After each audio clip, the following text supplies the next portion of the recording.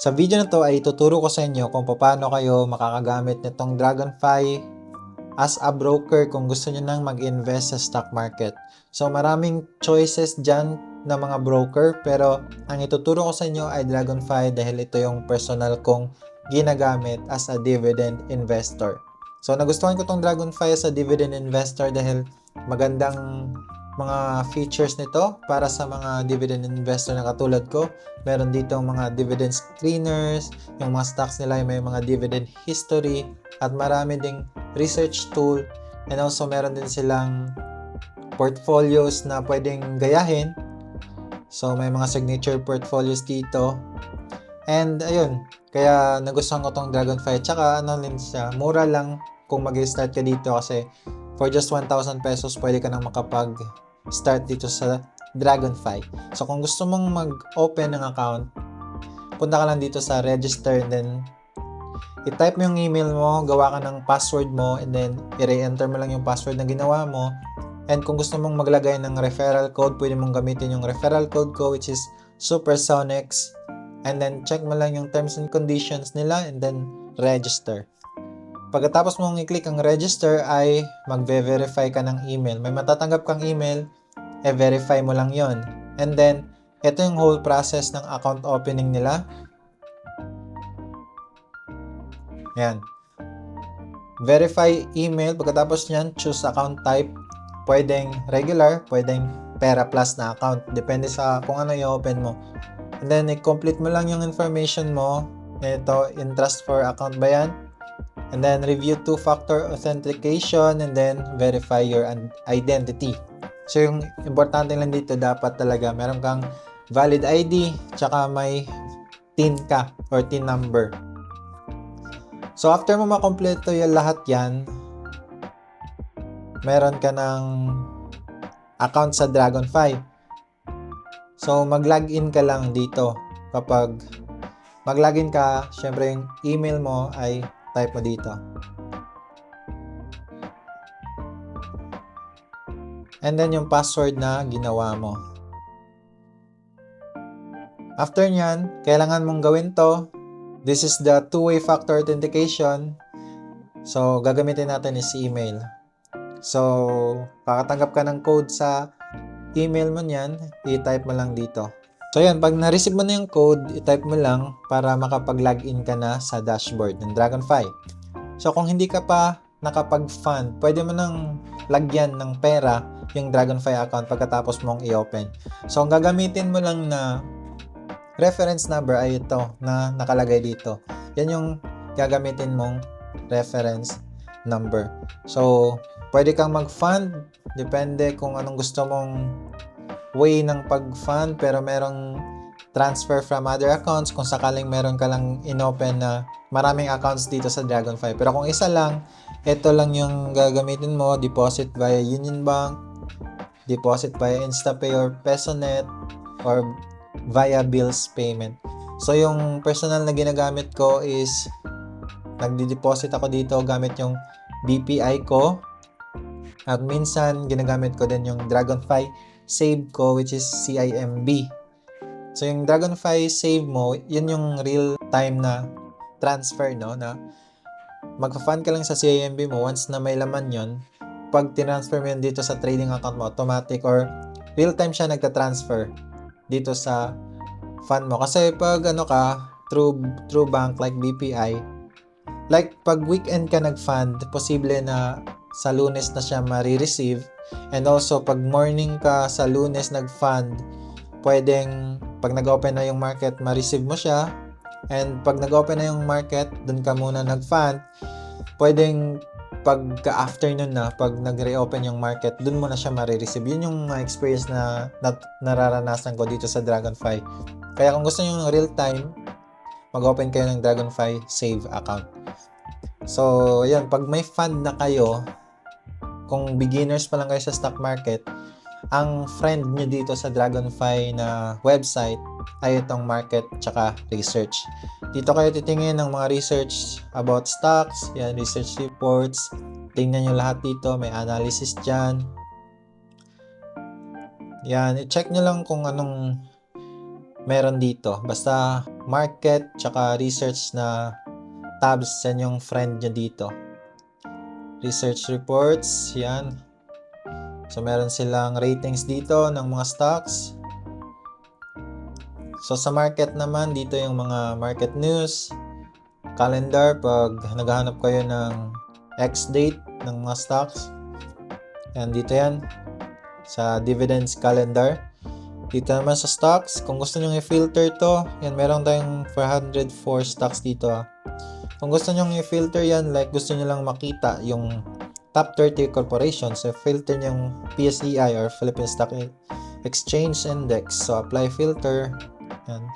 Lalabas na dyan yung top 30 corporations. So, kung yung balak nyo namang i-open is Pera Plus account, ano ba yung mga stocks na pwede sa Pera, i-filter nyo lang. Click nyo lang yung Pera. And then, apply filter. Yan. So, ito lang yung mga stocks na pwede sa Pera. So, dyan yan sa market and stocks. So, kung funds naman yung gusto nyong bilhin, kayo nang bahalang tumingin ng mga funds nandito. Pero yan yung mga performance nila. Yung 1-year return tsaka 3-year return. So, sectors naman, kung gusto nyong mag-search kung anong mga stocks yung nasa isang sector, dito kayo pumunta, and then sa isang industry. Yan.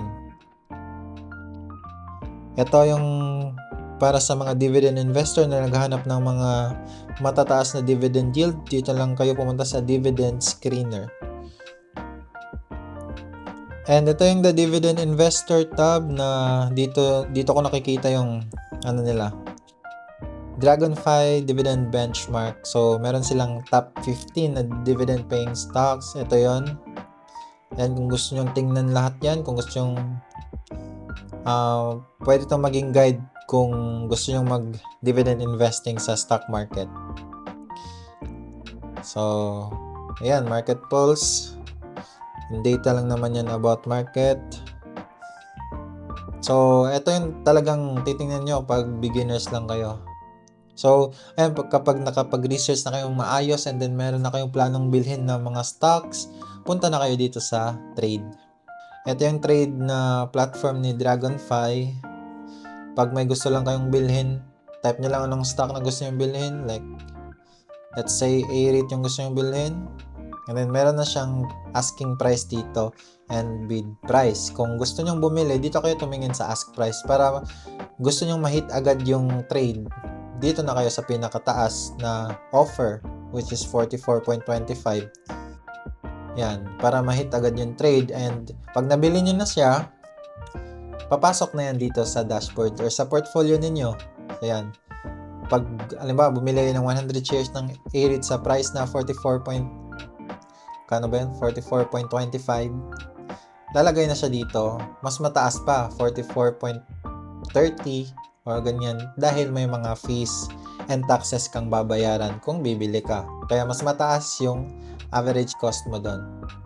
And syempre, pag nag-trade ka ulit, bumili ka ulit sa ibang presyo, same stock, A-REIT, mag-average lang yan. Kung magkano yung average cost mo sa first buy mo, tapos yung average cost mo sa second buy mo, i-average yun. So, kung mataas yung pagkabili mo, tapos nabili mo ulit sa mababang presyo, ang tawag doon, average down. Mag-average down yung average cost mo sa pagbili mo. So, yun, pag nakabili ka na ng mga stocks, lalabas na yan dito. So, pag nabili mo siya sa, halimbawa dito, 41, tapos yung presyo ng A-REIT, yan. Diba, nabili mo siya dito, mga 41. Tapos, pag after how many months or days, tumakyat siya 43. So, ang mangyari, sa portfolio mo, mag-green yan, aakyat. So, yun yung mangyayari din. Kung marami ka ng stocks na nabili, so dito sa portfolio ko, marami na to kasi matagal na tong portfolio ko, mga 3 years na to. Kaya marami na ako nabibili. Kaya huwag nyong bibiglain yung sarili nyo na bibili kayo kaagad ng 10 stocks. So, kung beginners pa lang kayo, mag-focus muna kayo sa pagre-research, no? And then, kung gusto nyo talagang ma-experience, kasi mas maganda ma-experience nyo sa sarili nyo, yung totoong nangyayari pag nag-invest kayo, maglagay muna kayo ng kaunting amount, like mga 3,000, 5,000. So, yun lang muna invest nyo una.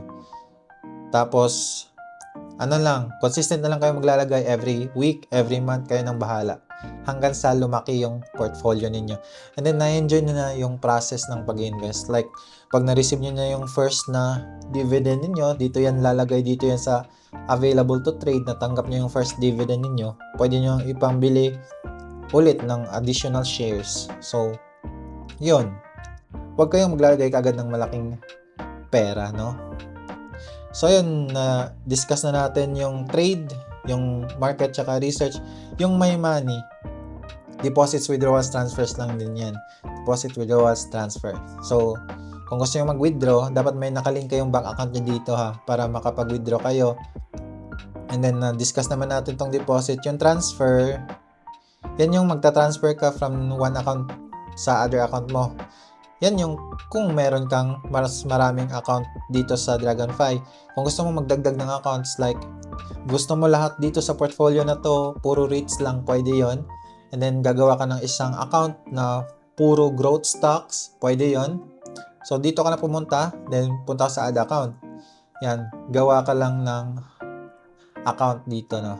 So yun, pag may dalawa ka ng account, pwede ka mag-transfer from one account to another. Kung halimbawa, meron kang available to withdraw dito or available to trade, may pera ka dito, pwede mo i-transfer sa kabilang account mo. Yun lang yung my money, deposits, withdrawals, transfers lang yan. Yan, na-discuss na natin tong market tsaka research. So, yung transactions, ito lang naman yung mga transactions na nangyari dito sa Dragonfy, like mga deposits mo, mga dividends na natanggap mo, tsaka yung mga stocks na binili mo. Makikita mo dyan sa transaction history. Kung dividend history naman, so yung mga binayad na dividends sa mga stocks na hawak mo, tsaka yung upcoming dividends kung may nag-declare and then may matatanggap kang dividends. So yung mga papunta pa lang na hindi pa binayad sa'yo. So kung gusto mong i-group to per stock, yan, click mo lang tong group dividends and then makikita mo na yung total dividend na natanggap mo sa isang stock na hawak mo. So ito namang investing club. Ayan, meron silang dividend harvest portfolio. So, pinapakita ni Dragonfy kung anong binibili nila sa portfolio na to. So, meron silang, mag-email sila sa inyo once na may ginawa silang trade, no? Kung anong nilagay nila dito. So, may nakalagay din ditong performance ng portfolio nila. So, kung gusto nyo gayahin yung mga trades nila, pwede. But, nasa sa inyo na din yun. Ito naman yung kanilang strategic growth portfolio. So, ayan, pinapakita naman nila yung mga trades nila sa mga portfolio nila nandito. So, meron kayong guide kung bakit nila ginagawa yung mga trades na yon. So, Investors Corner, parang mga articles lang din to, pwede nyong puntahan. So, itong apat na to ang gamit na gamit sa mga beginners sa stock market. So, ayun, I think yun lang naman yung lahat ng kailangan yung malaman dito sa Dragonfy account or pag-open ng Dragonfy account. So, ayun, kung gusto nyo mag-try ng Dragonfy, mag-open na kayo ng account.